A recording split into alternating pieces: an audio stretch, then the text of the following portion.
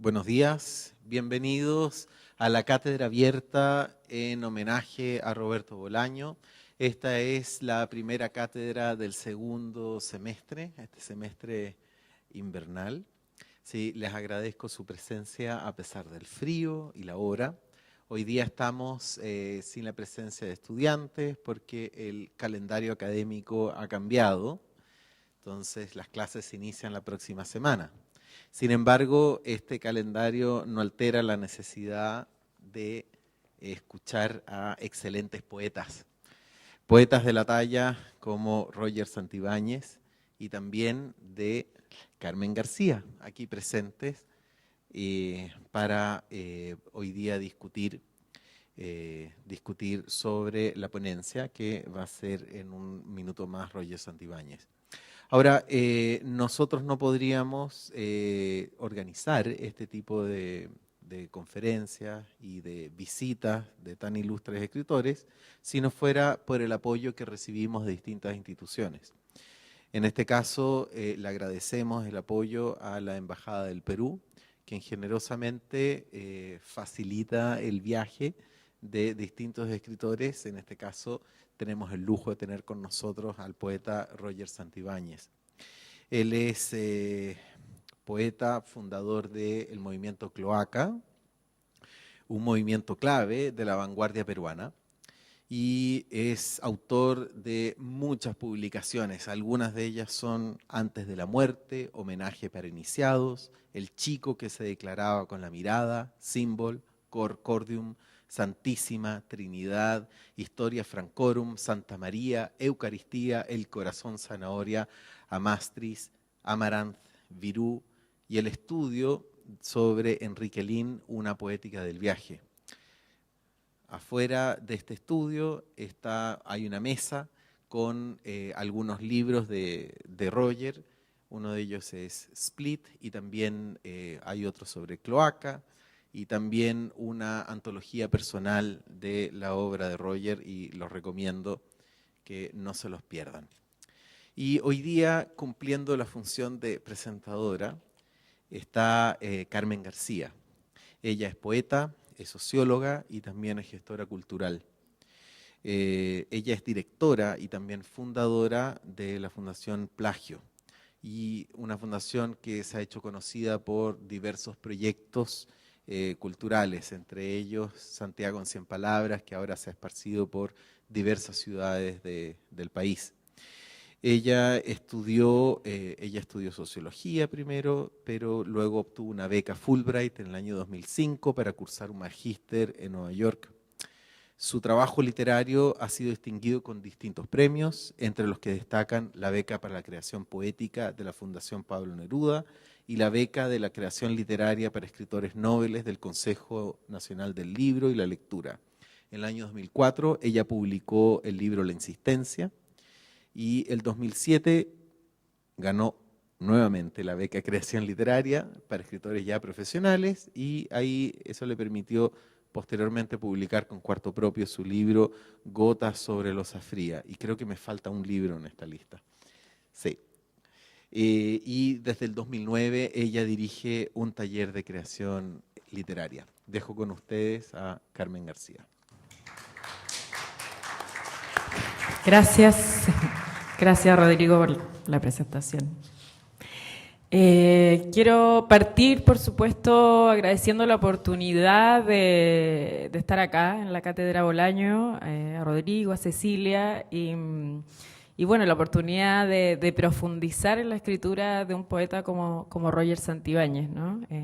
No muchas veces se tiene la posibilidad de poder nadar en las profundidades de la vida y obra de un poeta como él. Bueno, escribí un texto que espero lo disfruten. El lenguaje, la ciudad donde todo comienza.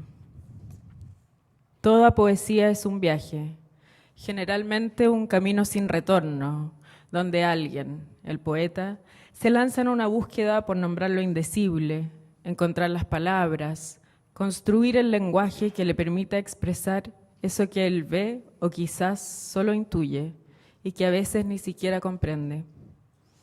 En la poesía de Roger Santibáñez, esa búsqueda es también geográfica.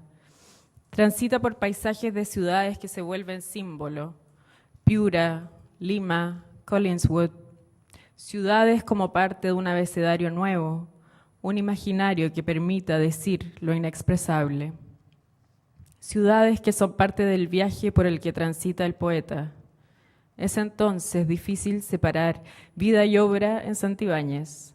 Ambas dialogan y se cruzan continuamente. Una da pie a la otra. En la breve introducción testimonial que realiza Santibáñez en la reciente publicación de Split, el libro que reúne El chico que se declaraba con la mirada y Símbol, editado por Lectura Ediciones, leemos que la muerte del padre es el punto de partida de los poemas que componen el primer libro. La muerte es la que da paso a la memoria del poeta en su adolescencia, con la ciudad de Piura como telón de fondo. En El chico que se declaraba con la mirada, el viaje comienza con un automóvil, se atraviesan carreteras, hay amigos, hay mujeres también, falta el padre, pero eso lo sabremos después. Ahora tenemos la música, el sexo, la poesía, la ciudad. La ciudad es donde todo comienza. Piura, el 7:30, la glorieta de Santa Isabel, el Club Grau. El paisaje interno se revela en carreteras, desiertos, bares. Paisaje que se vuelve símbolo, lenguaje, idioma. Un ejercicio de reconstrucción de identidad del sí mismo. Yo soy otro, parece decir Roger, entonces Roy. Yo me distingo, me separo de la muerte. El tránsito es violento, la muerte es violenta. La imagen del padre, ahora un cuerpo frío, es violenta. La muerte del padre dialoga con el sexo, con el amor, acaso como una forma de abrazar la vida, un ejercicio de reconstrucción, un recorrido por los caminos de la memoria que nos conducen al tránsito adolescente, a ritos de pasaje modernos, con prostitutas, con, cito, el rock lento que sale del radio, sin saber qué soledades alumbra bajo el cielo de Piura, la ciudad del deseo. Ecos beat que se dibujan en la escritura del chico que se declaraba con la mirada. Una épica donde en vez del bebop, la banda sonora es el rock y el paisaje de la desértica Piura. Un título que entra en tensión con los poemas que lo componen, que se anuncia con un romanticismo juvenil, pero que se revela salvaje en la tensión de la memoria, que se reconstruye a fragmentos y que reescribe sobre el recuerdo como una forma de dialogar con la muerte y quizás vencerla. Uno escribe y muere, dice el poeta, como si en el acto de escribir se fuera la vida, como la petite mort tras el orgasmo. Uno escribe y muere porque la vida queda ahí, en esos poemas, vibrando, saltando como un pez fuera del agua. Una ciudad que es sujeto. Luego vendrá Lima, un nuevo tránsito, esta vez más oscuro, menos épico quizás, una agonía tal vez, un viaje al infierno, al desorden de los sentidos. Lima, la música que acompaña este paisaje es diferente. La noche, las drogas, la oscuridad, el gesto rebelde, el underground, el lenguaje del lumpen. Es en Lima donde Santibáñez funda el emblemático movimiento Cloaca, con K, porque la verdadera vida está oculta en las cloacas, en lo subterráneo. Hasta ahí se interna para rescatar el lenguaje de después de la medianoche, para dejar testimonio de una fractura, porque el lenguaje está quebrado, la ciudad está quebrada, el poeta está quebrado. Aquí la poesía es la voz de la ultratumba, la que habla en la madrugada, la que no todos escuchan, y habla a través de fragmentos, de quiebres, de palabras interrumpidas. La música es otra, es violenta. La música está en el lenguaje agrietado, donde, como dice Santibáñez, las sílabas son las notas. Porque escribí, estoy vivo, dice el poeta citando a Enrique Lin. Uno escribe y muere, había dicho un poco antes. ¿Acaso dos caras de lo mismo? La poesía ahora como una forma de sobrevivir a esta temporada en el infierno, a la etapa oscura donde prima el desorden de los sentidos, ya no como metáfora en el que Santibáñez se pierde, casi muere, porque citando uno de sus versos, para ver el sol te oscureces, usas otro dialecto. En Símbol, Santibáñez experimenta, rompe el lenguaje, adopta uno nuevo, el de los márgenes, el del lumpen, el de la ciudad quebrada. Hay un transitar por lo oscuro para iluminarse, nos parece decir el poeta. Y transita por los bordes, siempre a punto de caer, coquetea con la muerte. El primer título que tuvo este libro fue Ultratumba. No por nada, no hay azar en esto. Ultratumba como la voz que viene del más allá, que atraviesa la muerte. Para ver el sol te oscureces, dice el poeta. ¿Acaso te mueres un poco? El desarreglo de los sentidos. La ultratumba luego se vuelve símbolo. Usas otro dialecto, también nos dice. Creas un nuevo lenguaje. La palabra se resignifica porque el poeta así lo quiere, porque tiene que mostrar eso que corre subterráneo, la fractura. Deconstruye la palabra y la vuelve a construir. Matar el lenguaje para cultivar uno nuevo, quizás propio, que finalmente represente el significado, que sea símbolo, que hable de esa ciudad subterránea, que sea el lenguaje de las cloacas. Para ver el sol te oscureces, usas otro dialecto. Transita por el borde, a punto de caer. Santibáñez vuelve a Piura. Pasa un año, quizás 2. Se reconstruye. No quiere volver a Lima. Sabe que ahí habitan fantasmas. Ahora la ciudad es Collingswood, New Jersey. Hay un río también, como en Piura. El río se llama Cooper. Los poemas se escriben ahí, en los paseos diarios por su orilla. El lenguaje es el paisaje que habitamos. Muchas gracias.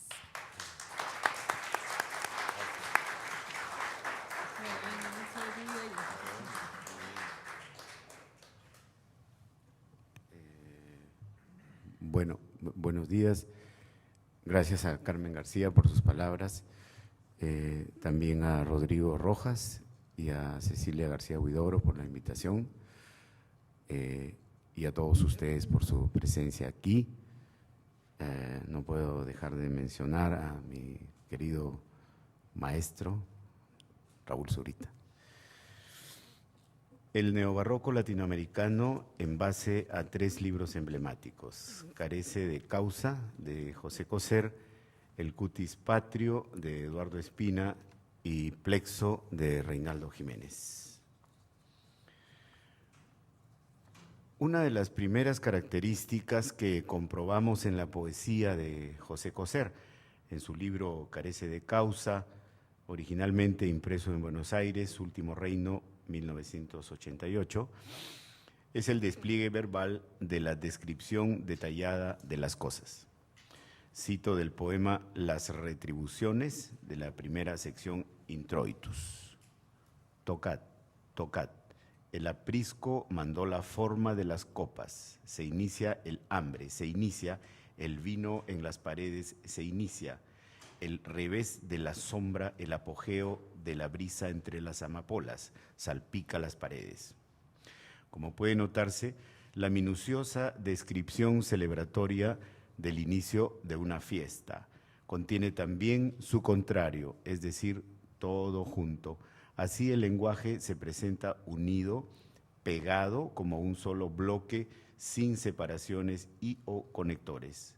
Hay una suerte de condensación lingüística.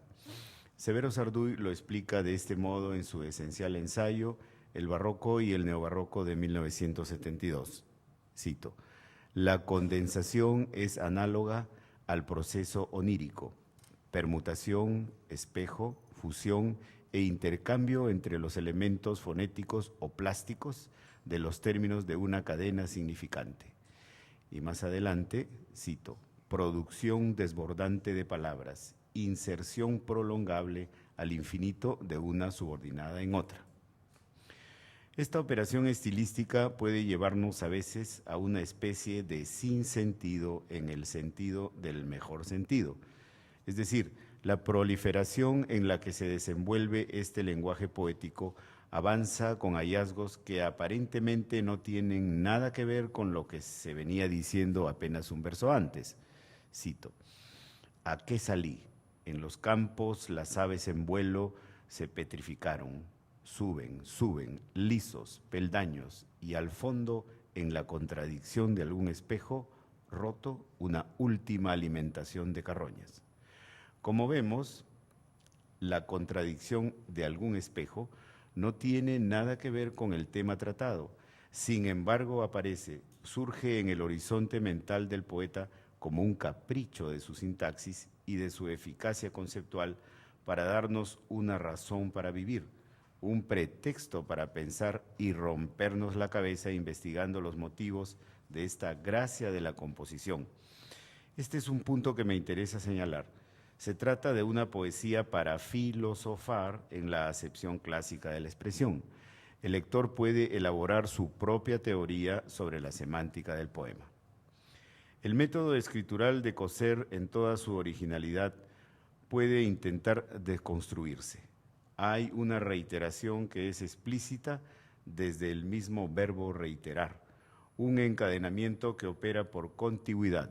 Cito: todo está reiterado de aquello que conoció, la vez del aire, la vez del cuerpo, la vez de las pavesas, no pudo resguardarse, está encinta de los forrajes, encinta entre las briznas, que llegaron de aquel fondo en ojivas, aquel fondo en arcos tras arcos tras arcos, tamiz de ventanucos.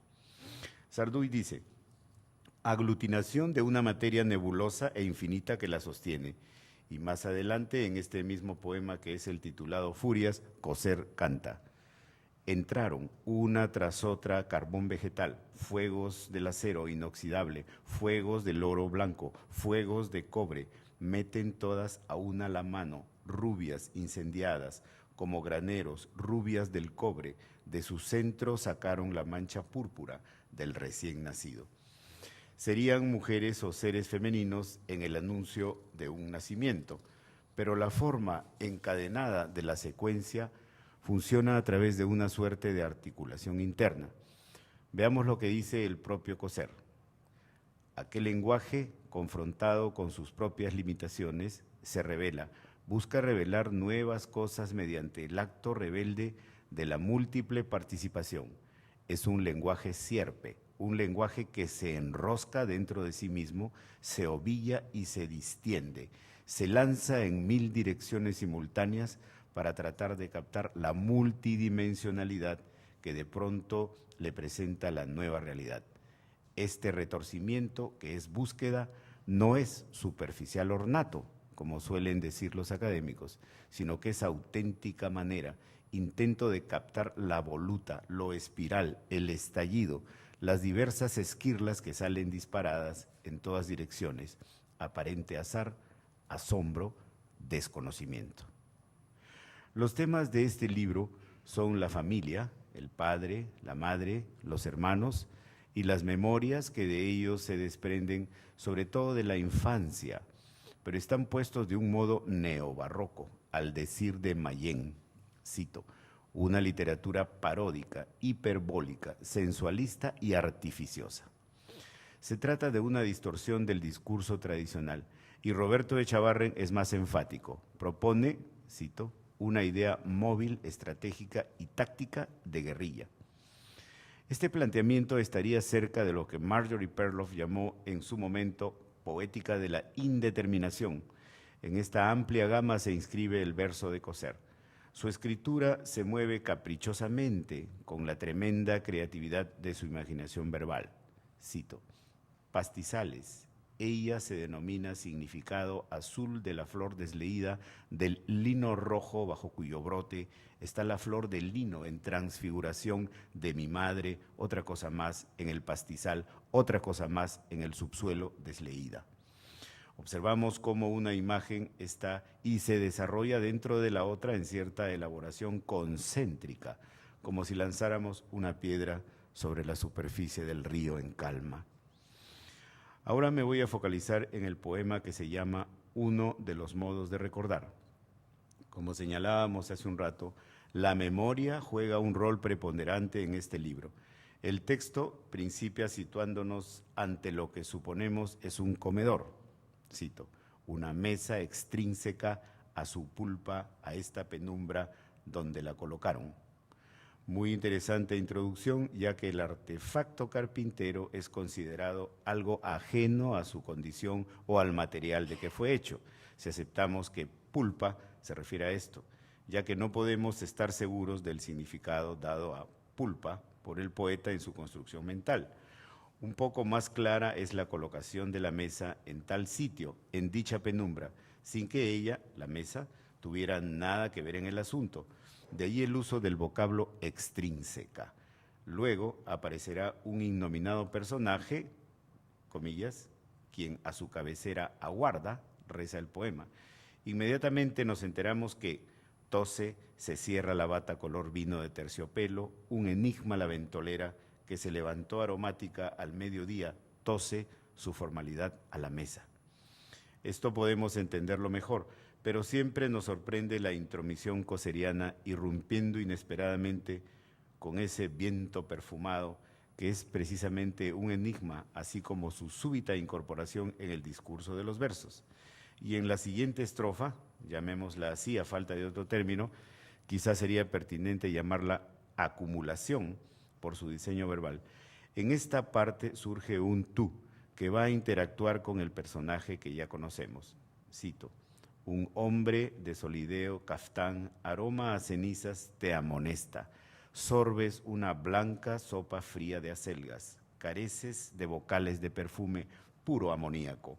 Tu nombre es demasiado abstracto para las denominaciones. Entonces, el tú recibe una amonestación, quizá es alguien con autoridad, el padre, mientras toma su sopa, y aquí tenemos, carece de vocales de perfume, con lo cual estamos en babia, como se dice, ya que ¿cuáles serían dichas vocales de perfume? Misterio absoluto. Puede ser en realidad cualquier cosa relacionada a la boca, al habla y también al sentido del olfato. Lo único que sabemos for sure es que el olor es agradable, pero es un olor del que se carece, no hay tal olor. Y aquí mismo Coser, como en anterior oportunidad, nos dice en sus versos lo que él está haciendo con ellos, es decir, nos aclara su arte poética general y particular en el poema citado. Afirma, tu nombre es demasiado abstracto para las denominaciones. En buena cuenta, la imposibilidad de nombrar y o definir. Coser se estaría moviendo en el puro plano de lo abstracto y además esto está relacionado con uno de los elementos centrales del barroco y del neobarroco, la imposibilidad del conocimiento. Otro tema importante en la poesía de Coser es el uso del fluido de la conciencia para desarrollar sus acumulaciones. Desde los tiempos de James Joyce y aún antes Dujardin, este modo de expresarse está asumido como un recurso recurrente en la literatura, pero aquí tenemos que Coser lo realiza de un modo particular. En el poema Retrato de D.K. a los 76 años de edad, personaje al que podemos suponer por la K del apellido relacionado al poeta, quizá el padre, una singular imagen de la muerte. Cito, forjan los pájaros en bandada, allá en lo exterior un halo grande a la espera por los nimbos del cielo, se filtra como un ruido de peces o pájaros chapoteando de ala en ala, cabrillantes escamas. La luz del cielo desciende en un amplio abanico de franjas hacia los lisos techos de brea y areniscas de la ciudad. La muerte desciende sobre la realidad en forma de naturaleza inquieta, es decir, algo va a suceder, algo terrible, el fallecimiento de la persona amada. Y el nerviosismo íntimo del poeta se ve transportado al mundo natural en esta concatenación del lenguaje, cuya habilidad extrema está en la correntada de su materia verbal condensada en un solo instante de lucidez. Algunos otros rasgos de la escritura coseriana serían su manejo de la aliteración, recurso casi congénito en el neobarroco. Por ejemplo, arriba rayan yuca, hacen mojo, fríen plátanos tamañudos, en un tono muy latinoamericano, caribeño en realidad, Y por supuesto el oxímoron, también muy del barroco. Oí el silencio de la nieve. Igual la composición por entrecruzamiento semántico, imaginario y rítmico. Un ala verde, la fiebre circular, voz de revés, el eco en la pupila de las yeguas. Modalidades todas del neobarroco poliglósico, es decir, de la desaparición del yo poético tradicional. Todas las voces posibles e imposibles se mezclan, se funden, se confunden. Como dice Mayén, es el arte que examina el proceso del pensamiento mismo. O sea, es una suerte de testimonio de lo que está sucediendo en la mente del poeta, repleta de multitud de voces. Un retrato hablado de los intersticios y fluidos de aquella, pero elaborados con minuciosa focalización en los detalles que pueden emanar y o reverberar de la realidad para ser transformados por la imaginación verbal exclusiva del poeta, creando así un artefacto propio del lenguaje, una configuración que no es la de la realidad real, sino invención de una entelequia aparte, que no se refiere a la realidad real, que no puede ser codificada en los términos del mundo tal y cual lo conocemos en la vida cotidiana. Es una realidad aparte, autónoma, separada, que solo por atisbos podemos vincular con el mundo real para intentar lo imposible, averiguar qué nos está diciendo ese magma, esa acumulación de lenguaje que se vale por sí mismo, que funciona solo y dentro en el marco de los límites verbales del poema. Esta condición parece clara desde el título del libro, carece de causa, es decir, no hay motivo.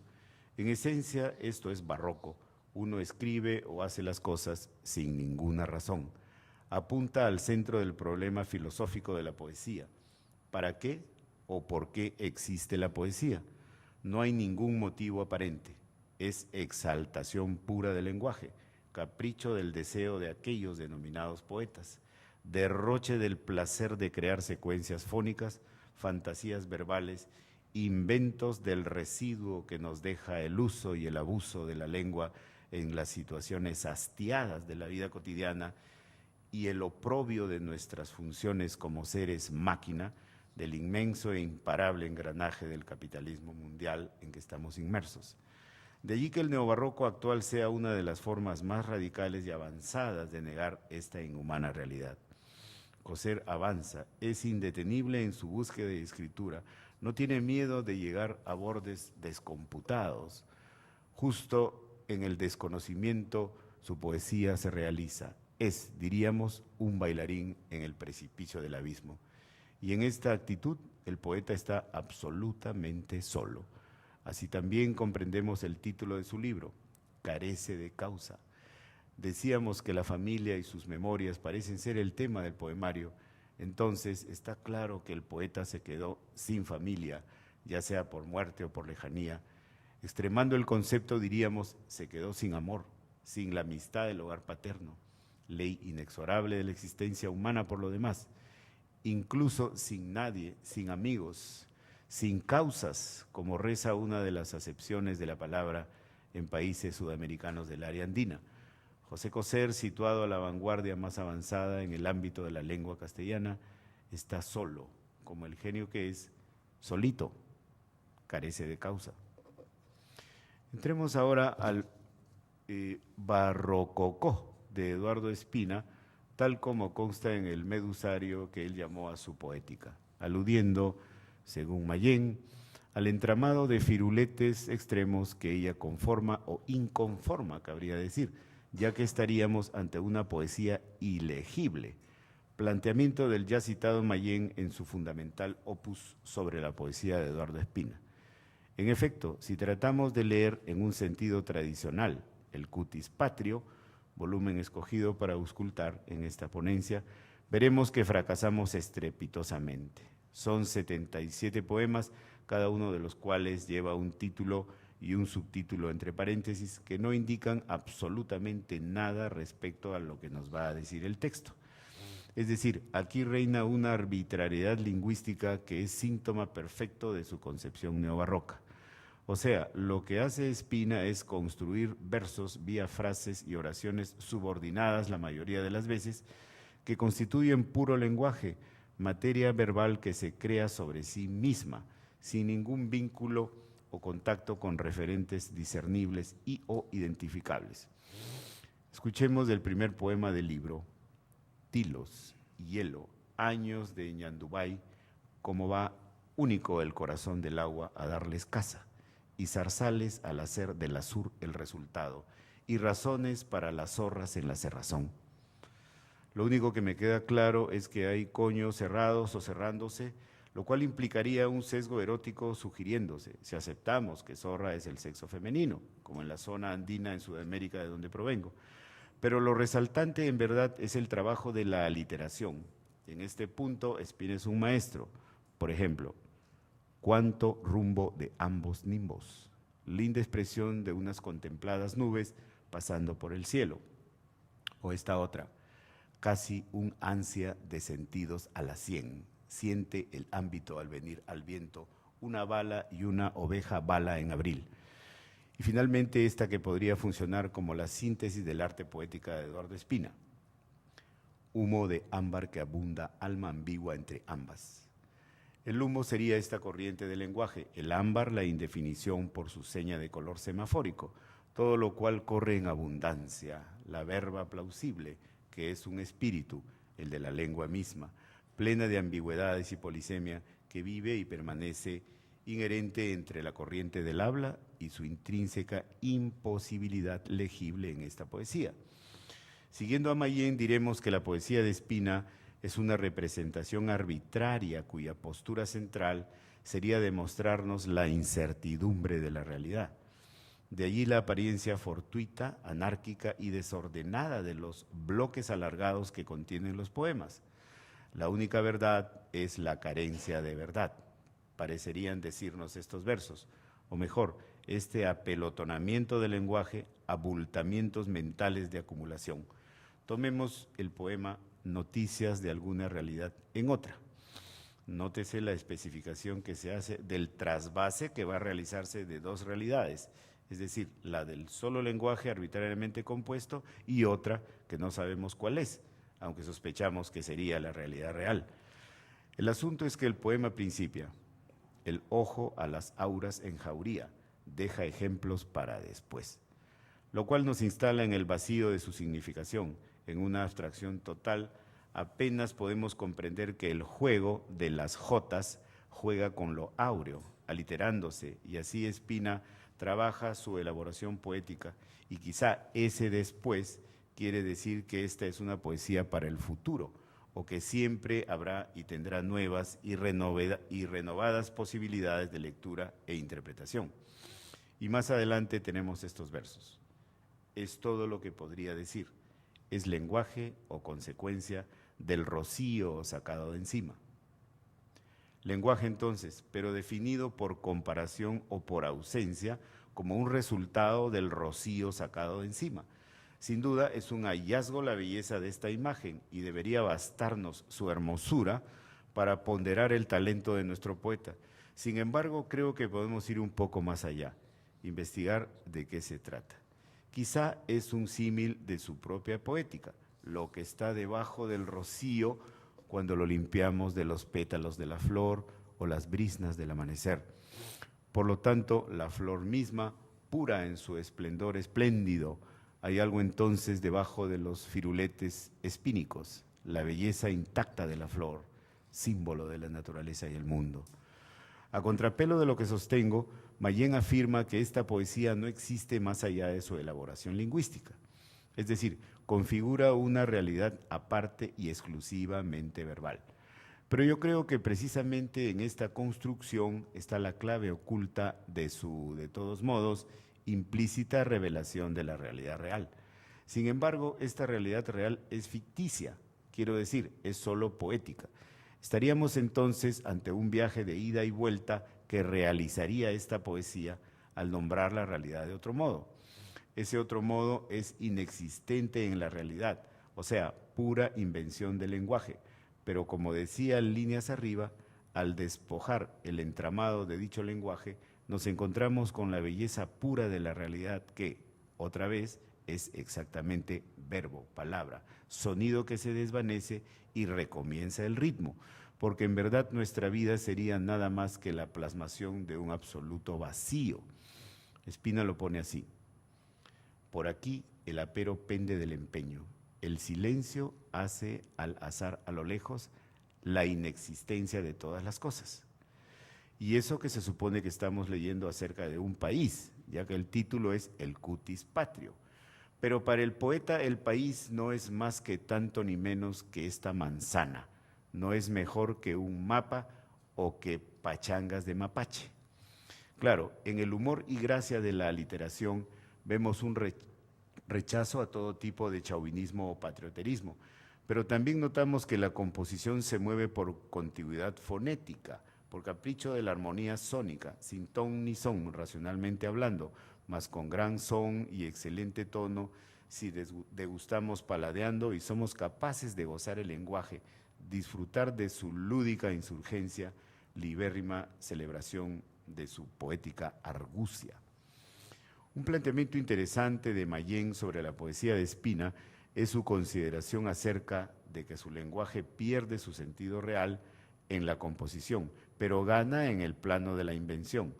Esto parece definitivamente claro y nos pone sobre el tapete uno de los puntos esenciales del neobarroco, la construcción de un mundo ajeno a este que padecemos y a veces gozamos, como por ejemplo hace Espina al regodearse con sus aliteraciones.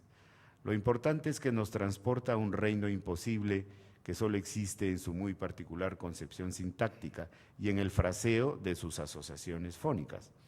Materia verbalis, como dice Eielson, una realidad que está más allá de nuestra conciencia cotidiana y cuyo objetivo muchas veces es la conquista de la belleza. Cito: el jardín, la rosa preliminar y diciembre hacia los cierzos que sacan de su azul al cielo, de la sola idea donde asoma.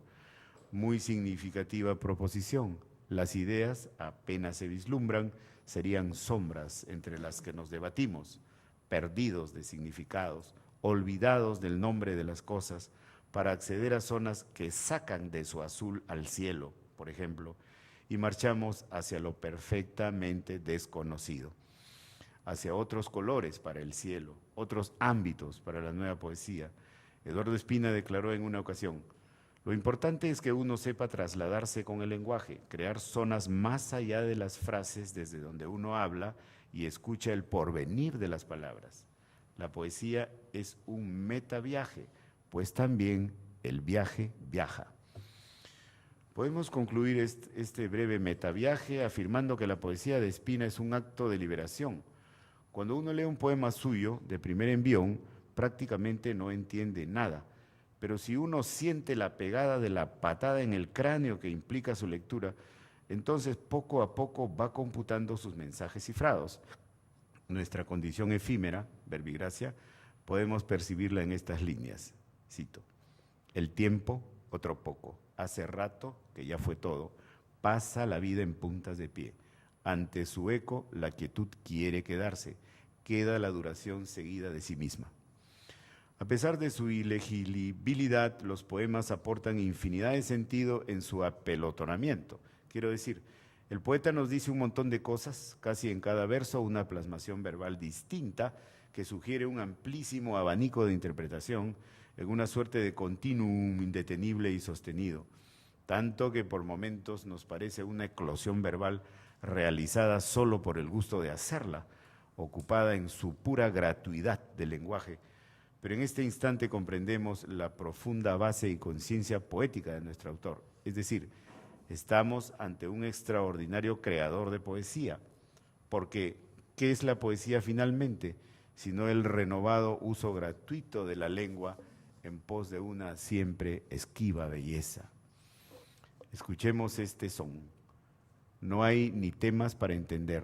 Ante el tacto, la lentitud detenida dará su borde al alba de una vez, un plan de lis por los alrededores, dará más de una razón al silencio.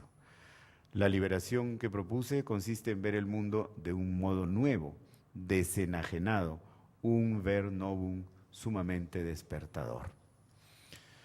Entremos a nuestro último poeta, el peruano argentino Reinaldo Jiménez. Me ocuparé de su libro del 2009, Plexo, editado en México por Libros Magenta. La primera sección, denominada Ooteca, es como su nombre lo indica, una colección de oes. Me refiero a la letra O, que siendo repetida subsiguientemente, así, llega a 5 poemas. De forma similar a nuestros 2 poetas anteriores, aquí Jiménez empieza arbitraria o caprichosamente con un magma verbal aparentemente sin sentido alguno, en el que solo parece primar la composición por campo fonético a través de las aliteraciones. Cito: pulsar la pasiva cuerda parásita cuando polvo nadía condensando invierno. Nótese la verbalización de la palabra nadie. El poeta crea un verbo, nadía, dice, de nadiar, relativo a nadie o a nada, y nos sorprende una incrustación coloquial de súbito. Latencia, prisión, ¿qué tal resistes, mi bien, de lo principio?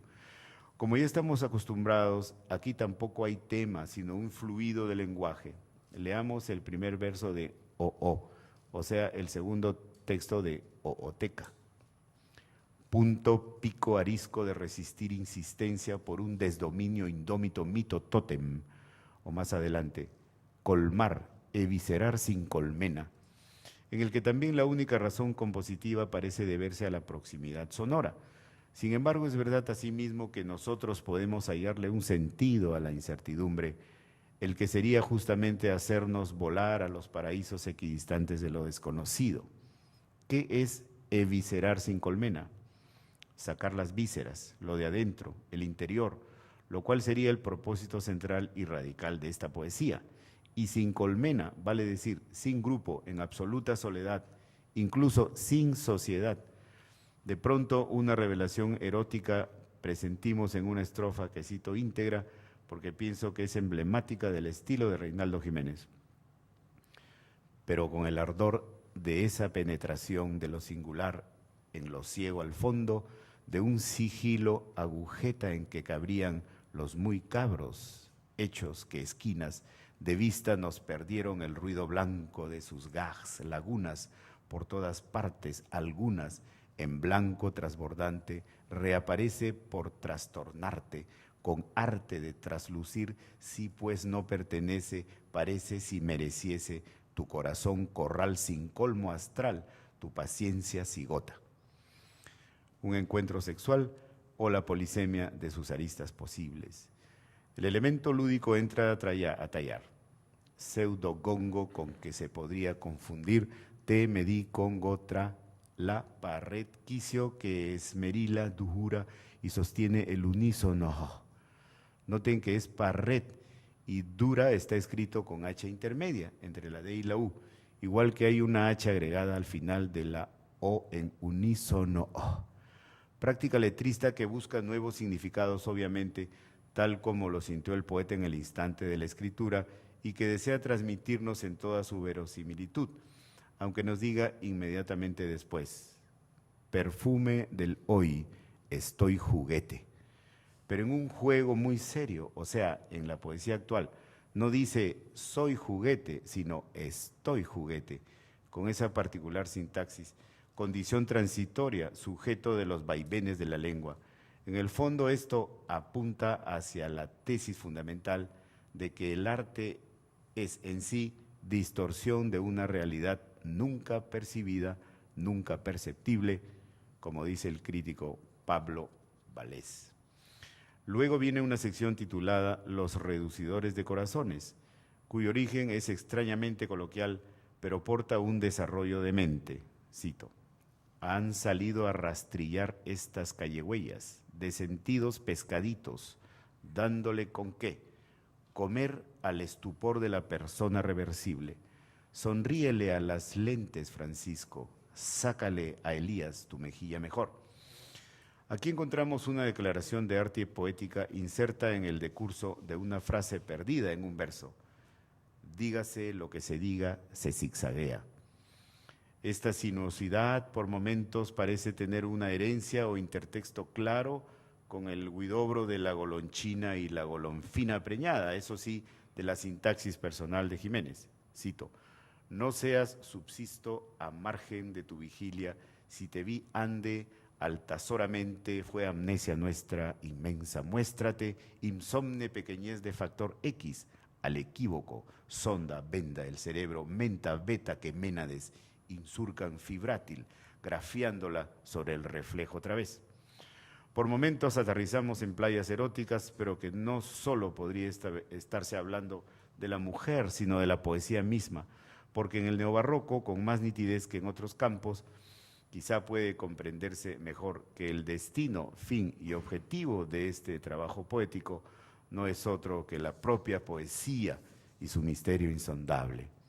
Cito: golosa soy sin duda, tu golosina mejor ojo tuyo, pero ventrílocua mía nunca, sea siempre vida mía, aunque sea tu vientre tan delicado, mato. Por allí se mete el vanguardista peruano Oquendo de Amat y su famoso verso Moú, te, vela, vela en el té, que nuestro poeta intercala como una especie de estado de coma, suspenso portátil en el té y con cursivas. Aunque no lo parezca, hay raíces étnicas en la visión neobarroca de Reinaldo Jiménez. Tenemos un sol pre-inca que alude al dios Sol Inti de los incas y las culturas del horizonte andino anterior. Más adelante el libro se va configurando de manera similar a Ooteca, secciones como napa, almácigo, pieza, raja, solfatra, autodelfa, estómago, inconducente, compañía, cuyos poemas son nombrados con la primera letra de cada una de estas secciones y van numéricamente sucediéndose de acuerdo al número de letras puestas juntas. Ya no hay más tiempo para ahondar en la súper creativa poesía de Reinaldo Jiménez. Por ahora bastará decir que en Plexo no solo tenemos la elaboración ciútica del español, sino un musical tratamiento del inglés. Leo un trozo del poema que se llama Simple 33 RPM. Void on stage, I am the song. You have made across this age, I am nothing, you know, but I am you, Nightbird. Firelight, why, voice so full, blood on tracks. Say me more, who are you, why you cry? Quiero terminar citando unas apreciaciones del poeta y crítico chileno Felipe Cusén sobre la escritura de Reinaldo Jiménez. Un chorro de palabras en el que ninguna de ellas alcanza a fijar sus pretensiones porque las demás ya las están empujando hacia adelante. Así como que es difícil distinguir con precisión los límites de un sujeto y dicción fracturada, urgencia de la hinchazón y la ebullición. Si para Néstor Perlonger el neobarroco es, cito, una poética del éxtasis, éxtasis en la fiesta jubilosa de la lengua en su fosforescencia incandescente, podremos comprender que estos tres grandes poetas, Coser, Espina y Jiménez, operan una fisura en el dominio de la razón moderna que agujerea en su pletórica ironía, con todo talento y eximia cachita, la conciencia que nosotros tenemos de la movilidad eterna y de la infinita plenitud del caos, que es nuestra época de tránsito. Gracias.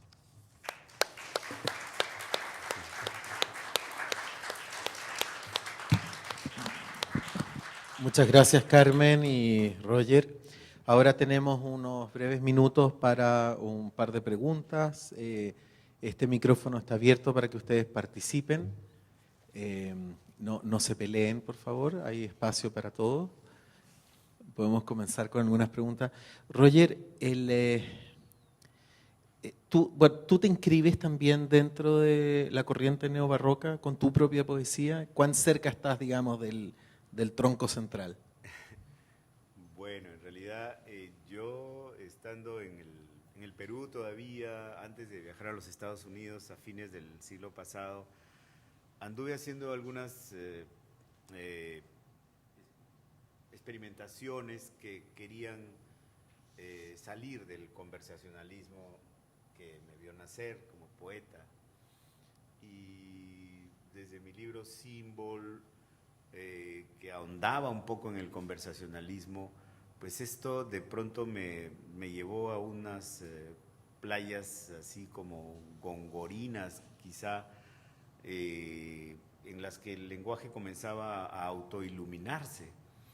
Entonces, me sentí muy bien porque era como una salida ya del pesado coloquialismo, ¿no? Y de repente, de casualidad, me enteré de la existencia de esa famosa antología Medusario, y entonces me sentí contento porque vi que habían algunas coincidencias, vamos a decir así, como que la cosa estaba en el aire, de una búsqueda que me emparentaba un poco con la poesía del neobarroco, aunque yo no hubiera tenido ningún contacto con el neobarroco exactamente, pero ya en Estados Unidos es que en un congreso que hizo Espina justamente en Texas, donde estaba Echavarren y estaba Coser, entonces trabé una amistad con ellos que me hizo sentir como acollerado con ellos, se podría decir, ¿no?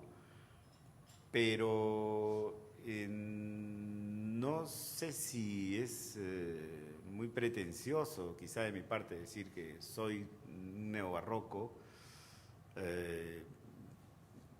Yo más bien a mí me gusta decir más bien que ando haciendo unos experimentos con una poesía del lenguaje, que trabaja el lenguaje propiamente, que quizá deviene del neobarroco, del tronco, como tú dices, pero exactamente del neobarroco, aunque a veces lo he usado para definir ciertas cosas, pero es como una gracia, no es exactamente, creo, así súper concreto de que lo sea, es quizá como un deseo más bien. No sé si ahí surge alguna pregunta. Aquí hay varias. Carmen, tú hablabas mucho de una fractura que veías en Roger. ¿Esa fractura tú la notas en la forma de trabajar el lenguaje o es algo que subyace, digamos, debajo de cada uno de los debajo de cada uno de los poemas? ¿Es algo que describe directamente o es un leitmotiv que va amarrando a la poesía? A ver, yo creo que la fractura que yo vi, al menos el símbolo, y que claro, le di como esta interpretación totalmente subjetiva, digamos, pero que tenía que ver con la propia biografía de Roger, ¿no? Que leí mucho acerca de tu paso por Lima y cómo te tomaste las palabras de Rimbaud como en el sentido literal de desordenar los sentidos. Y me parece que eso finalmente, claro, se expresa en el lenguaje literalmente, ¿no? En Symbol se ve cómo los versos se cortan de una manera no natural o como generando una música distinta, digamos, a la evidente. Y me pareció muy interesante cómo de esa manera se logra resignificar también la palabra, entregándole como todo un nuevo sentido. Y por eso el verso que cito, que me parece clave en estos poemas, que es para ver el sol te oscurece y usas otro dialecto, ¿no? Creo que ahí se resume todo. Me parece que Carmen es muy elegante y se refiere también a, bueno, algo que tú también lo has conversado mucho, que te hacen muchas preguntas en Perú sobre eso, sobre tu cercanía con las drogas y todo un paso, digamos, ahí bien atormentado. Sí, claro, yo lo que pasa es que era un joven ingenuo, ¿no? Tonto, porque yo asumí esos versos de Rimbaud, de que para ser un vidente hay que practicar un riguroso desorden de los sentidos.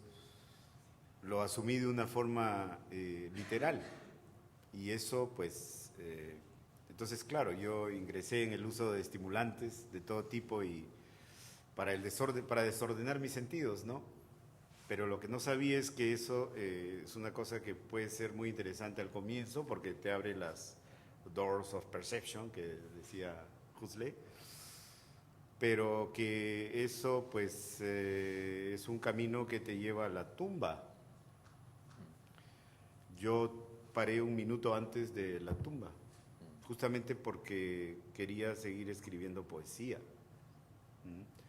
Pero ese libro Symbol pues es el testimonio de esa incursión, sí, en esa temporada en el infierno, digamos. Sí, sí. Bueno, muy atractivo esta entrada. Creo que dijiste en algún momento en punta de pies, me gustó eso. A través de visitar estos autores, a través del concepto de neobarroco. Pero yo me quedé pensando, bueno, neobarroco supone como una interrupción, ¿no? O sea, la idea de neobarroco, ¿no? Respecto del barroco. Y mi duda es, bueno, si acaso existe esa interrupción o el barroco realmente es una expresión que se asentó de una manera tal en Latinoamérica que prácticamente se puede construir un hilo desde donde uno quiera, digamos, ¿no? Si acaso especialmente la forma que tú has caracterizado los rasgos del neobarroco, al menos en la obra de estos tres poetas, aparecen esos rasgos reiterados en muchos otros y en muchos otros momentos. Sí, claro. Digamos que en realidad el barroco es uno solo, pues, ¿no? Desde el barroco áureo, que en Occidente nace y se proyecta al mundo entero, vamos a decir así, definitivamente es barroco, ¿no? O sea, el neobarroco es barroco. Lo que yo pienso es que, sobre todo Severo Sarduy, en su famoso documento Barroco y Neobarroco del año 72, ahí es cuando él explica un poco el barroco y da una especie de salto, posiblemente caprichoso, ¿no?, a comenzar a definir qué sería el neobarroco, ¿no?, con todos estos asuntos de la condensación, la aliteración, la ruptura de los paradigmas, la fusión semántica, las analogías que se comen unas a otras, etc. Entonces, pienso que él hace un golpe de mano para justificar su propia obra y que esto dio pie al desarrollo de otras poéticas después, ya en los 80, ¿no? Porque tenía derecho a hacerlo, es decir, ¿no? Sobre todo porque Sarduy hace una interpretación a partir de Lezama Lima. O sea, es clave Lezama Lima en esto, ¿no? La poesía de Lezama Lima sería como el origen más remoto de ese neobarroco latinoamericano, una cosa así, con ciertas raíces o sabores latinoamericanos. Entonces, esa es, creo, la justificación que le dio Sarduy y que me parece, salvo mejor otra opinión, ha hecho posible la configuración de poéticas importantes, como otras, por supuesto, en el ámbito latinoamericano de hoy, a través del neobarroco y lo que se viene llamando poesía del lenguaje posterior, que actualmente trabajan otros poetas jóvenes o más jóvenes, ya sea en España o en Latinoamérica, ¿no? Pienso, por ejemplo, en la poesía de Benito del Pliego en España, o de Marcos Cantelli, y en América Latina pues hay algunos poetas nuevos interesantes, como Julio Eutiquio Saravia en México. En fin, hay toda una playa nueva de poetas que, digamos, se separan del coloquialismo y van por otras vías de trabajo del lenguaje que a mí me parece que vendrían como una herencia del neobarroco, entre comillas, canónico o algo así, de los fundadores de esta tendencia, como Néstor Perlónger o Echavarren o Coser o Espina. Más o menos así vería la cosa. ¿Alguna otra pregunta? Roger, ¿y tú ves el coloquialismo como una especie de antípoda del neobarroco o es un afluente? En algún momento lo pensé así, pero después he ido cambiando. O sea, he ido viendo que no es necesariamente una contraposición. Porque, o sea, he visto digamos, en muestras de poesía de joven en América Latina, recuerdo una, por ejemplo, debida a Héctor Hernández Montesinos, que está acá, donde uno puede ver el desarrollo actual de la poesía, y entonces es como una fusión lo que pasa. Y quizá incluso puede ser un afluente hacia esa poesía del lenguaje, el coloquialismo, ¿no? En todo caso, en algún momento yo pensé que el coloquialismo había muerto, y eso no es así para nada. Después de un tiempo, uno puede darse cuenta que no, el coloquialismo no ha muerto, el coloquialismo está vivo.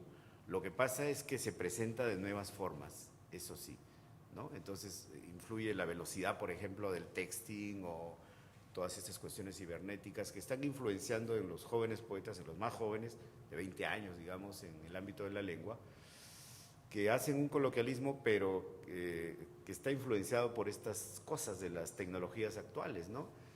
Y por otro lado, la poesía del lenguaje también toma particularidades muy personales, vamos a decir así, que no tienen necesariamente esa suntuosidad, por ejemplo, de la poesía de Perlonger o esas acumulaciones de Coser, sino que hacen otros desarrollos que tienen que ver con darle la vuelta a los significados, como por ejemplo un libro de Martín Gubens, que se llama Fuentes del Derecho, donde le da una vuelta a todo este lenguaje de la cosa judicial, ¿no? Entonces tendría que ver de algún modo con esa experimentación sobre el lenguaje en sí mismo, pero no es ni coloquialismo ni neobarroco, es como se va por la tangente, una cosa así, más o menos. Muy bien, quería agradecer su presencia una vez más, pero antes de eso quería mencionar el nombre de Gonzalo Geraldo, que es la persona que nos contactó y quien trajo a Roger. O sea, no solamente instituciones colaboran acá, sino también personas de carne y hueso. Y por supuesto, se me olvidaba lo más importante. La Avenida de Roger inaugura también un ciclo al cual nosotros hemos destinado todo el mes de agosto. Son varios invitados los que vienen. Ahora es Roger, el jueves 9 viene Antonio Tenorio desde México, y es un ciclo destinado a celebrar los 20 años de los Detectives Salvajes. Y como siempre, nosotros hacemos, digamos, cada una de nuestras actividades no como una forma de estudiar críticamente a Roberto Bolaño, pero sí como una manera de celebrar su creatividad, celebrar también su insolencia y también el influjo de vida que logró inyectar en nuestra tradición literaria. Y con eso quisiera pedirles un aplauso para Carmen y un aplauso también para Roger Santibáñez.